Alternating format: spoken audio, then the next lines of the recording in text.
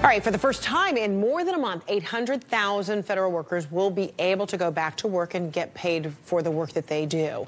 9 federal departments and smaller agencies are reopening, and all of this was over the president's demand for $5.6 billion to build a partial border wall. But one report says the overall cost of the shutdown to the U.S. economy could be more than the latest figure that the president wanted for the wall. With me is Lynette Lopez, the senior finance correspondent for Business Insider, and Stephen Moore, a former Trump economic advisor. Good to see both of you. All right, so Lynette, you first. You know, $6 billion, that's a lot of money, but it's more than just a number, you know, on paper. So how do you calculate the losses of some $6 billion because of this government shutdown? Well, you're right. It's not just a number. It's a feeling. I've been saying almost every weekend for the last couple of years, well, Donald Trump is the only one who can ruin this economic expansion. And this shutdown is one way to ruin it. And part of it is the sentiment that people have. Last month, we had consumer sentiment come in lower than it has in the last 2 years since Trump became president.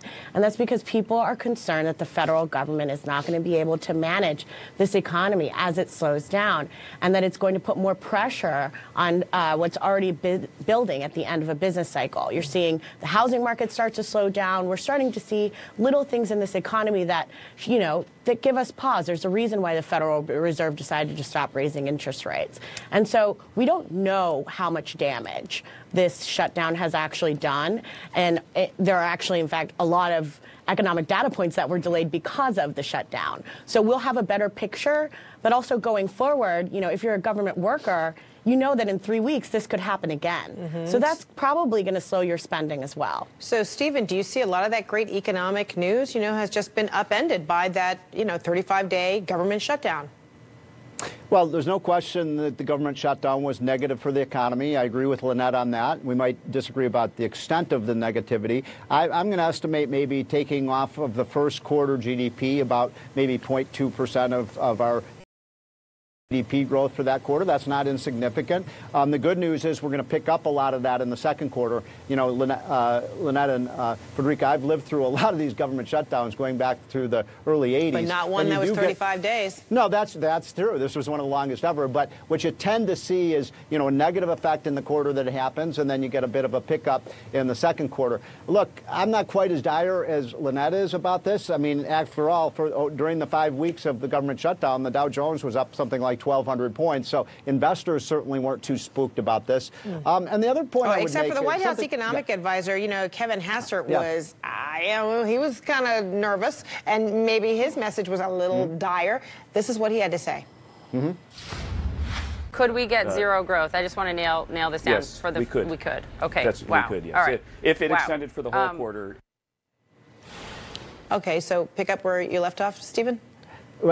Well, you know, Kevin's a good friend of mine, by the way. I really admire him as an economist. It's one of the few times I disagree with him. I don't think we're going to see. By the way, he said through the whole first quarter, and we're only halfway through. So thank goodness we've got it, and I hope we don't. By the way, I was never in favor of the shutdown. I thought it was kind of a stupid way to resolve this crisis. Can I go back to one of your previous points, though, Stephen? And that is that the stock market is roaring. The stock market is not this economy. Consumer spending is this economy. That's true. If consumers are not spending, that's when we're going to have to start to worry. I would say ignore the stock market on this point. So what we have to worry about here is whether or not consumers feel confident enough to go and spend money again. And this economy is run on services, so going to the movies, spending at restaurants, you're never getting that back. Okay, you're never getting Tuesday night. And then, you know, Stephen, you're not one of the last times when we spoke, it was right before the holidays, and we were talking about, you know, the impact. And at the time, I recall you know, talking about, well, a lot of people are going to be on vacation, they won't be impacted that much. But then you've heard of some, you know, serious hardship stories of people who weren't able to rent, mortgage, selling their cars, you know, rationing medicine. It has had a tremendous impact on individuals. Well, you know, one of the things I think was interesting about this shutdown, because you're right, Frederica, this is the longest I think in history. It's hard to recover. Pardon? it's hard to recover for a lot of people. No, but my point was, I thought was so interesting about it, because I live in Washington. Yes, it negatively impacted the 800,000 workers, most of them. A lot of them, look, I have friends who live in Washington, D.C. who treated it like a paid vacation, because they will get paid. And I'm not minimizing the impact, but it's so interesting. For most Americans around the country, the vast majority of Americans, they weren't affected at all by this. And it really gets to the issue. I think one of the teachable moments of the shutdown. This is not what any of these people want to hear. You didn't have to be. Do not go on CNN and have another Wilbur Ross moment, please. Okay, we do not need more people saying this was a paid vacation or that it doesn't matter to most Americans. Most Americans understand the pain of not getting your paycheck. I know, it's but very you're relatable. missing my point. Lynette, you're missing my point. Yes, this was a hardship for the 800,000 workers, but we don't have government for the benefit of people who work. The purpose of government is to provide services and benefits to the citizens. And a lot of people were unable to receive those benefits and services. People would like government to be competent as well. Most people were.